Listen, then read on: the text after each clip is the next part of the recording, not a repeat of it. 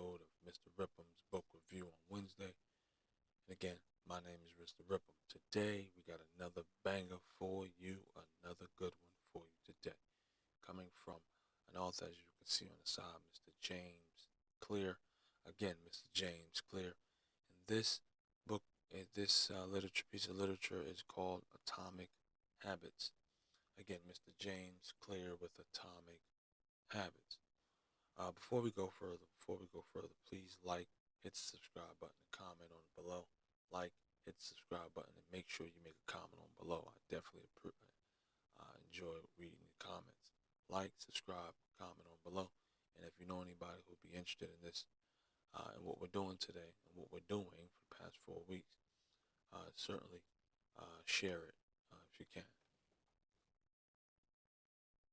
Now, again, before I get started with this review, I want to send a shout out to the author I did a few weeks ago, maybe 2 weeks ago. I'm not going to put his name out there, but certainly want to give him a shout out. You do this, I do, I'm doing this, right? This is the 4th week, something new for me. And, I'm just trying things out. But it's nice to see someone who is actually on, who I'm reviewing, and they reach out and, they sort of like what I'm doing, and they approve of what I'm doing, or what I've done. And, I don't, I'm still working, I'm still new, right? And I'm still getting better at it, but it's good to see someone who has at least 11 million followers, 11 million things going on, 11 million comments, and just has some time to reach out. So, certainly I appreciate you doing that. But nonetheless, we are going back to Mr. James Clear. Mr. James Clear, and the book that we're looking over today, as I mentioned, it is called Atomic Habits. Mr. James Clear, Atomic Habits. Tiny changes, remarkable results. Mainly, just in a nutshell, it's about stop looking for. It's about not looking for the big change, the huge change, but focus on the small little changes that get you to that part. So, in building habits, it's not the big habit, the wow factor that we're looking for. We want things to happen. We set goals. It's about what formula, what technique we're using to get to those goals. And what he speaks about is using that and improving on 1% of your daily life. Just 1%, making a 1% change to everything that you do. Whether it be getting up in the morning, 1%, just change it 1%.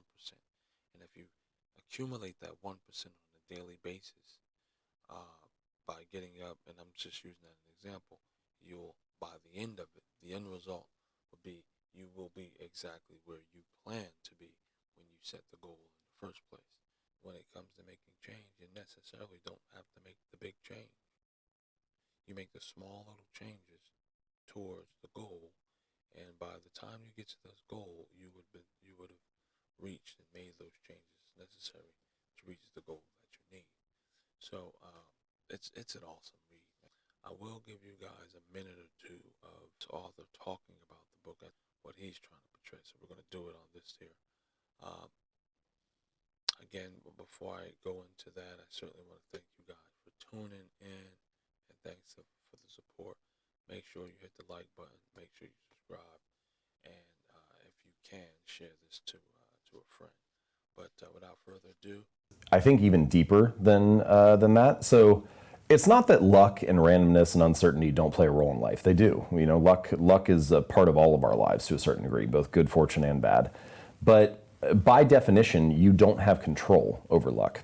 And your habits also matter. And I think that the reason they're so worthwhile to focus on and understand is that they are the portion of your life that you can influence that also determines your outcomes. It's not just luck, it's not just habits, but one of those you have control over. And so it makes sense. The only reasonable strategy is to focus on what you can control. If you spend all of your time focusing on things you can't control, then you're just going to end up frustrated. And so I think habits are maybe the best lever for that. Now, something that I say deeper in the book that I also think is true is that talent and genes, they play a role. Like I have a chapter, I think it's chapter 18 or 19. It's like the role of genes and habits and how they interplay. And it's important, people have natural. That chapter is awesome, like how that works. And I'm putting a pause on it. I'm only going to let it run for another 30 minutes. But that chapter is awesome because it strikes me because I speak on a lot of this stuff, when I'm speaking to people, my colleagues or folks that who know me. I don't get, and that's the crazy thing about me is people who actually know me still don't know that side of me. It's as if, a lot of people mention it. They got a title for how I think and why I think this way. But when you read the chapter that he's speaking about habits and genes and how this thing plays, it's as if he, and I'm not taking no credit for this book. I think this book is awesome, but uh, it's as if it's sort of a blueprint on how I'm looking at the world, and how and how by the definitions that we have, that we speak out of our minds, and the actions that we play, how they just don't mix. So, fast forward, going back to what he was saying, the habits really dictate the outcome. Versus your talent in most cases. You can be talented for sure. A talented person can have all this talent, but what's his habits? How is he getting relaying his message through the habits that he has?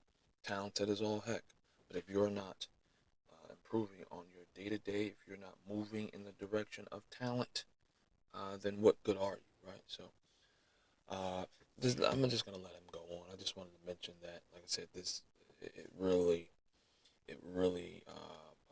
brought it home for me, when it comes to reading someone else's thoughts and how he was able to put that thing together in the book. But fast forward, I'm gonna let it run for a second or two, and then we'll shut this whole thing down. So let's go. Predispositions to things that make them better. But what you find is that nearly always when someone is a great performer in a particular domain, they are both well suited, so naturally talented or have some kind of predisposition to that area, and well trained. And so even if you are talented, you can't succeed without having great habits to execute and to fully realize the potential that you have.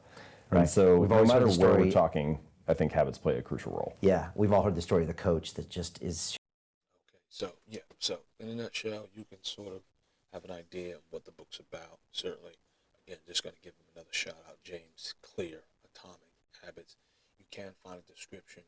Get your own copy in the description below. Thank you guys for thank you guys for viewing. Thank you guys for hitting the like button. Please hit the like button if you didn't.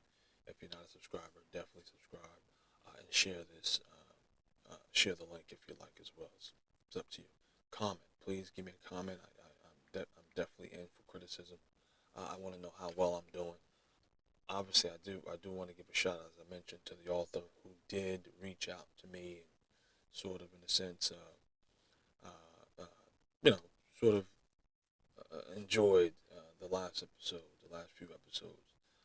So definitely want to give a shout out to him. And again, share, hit the like button, comment, and subscribe if you are not already a subscriber. Be on the lookout for Mr. Ripham's wine recap once every Friday, in which I pull a selection from what I've from my collection, quote unquote collection, and I'll go over the actual wine, the grape, etc.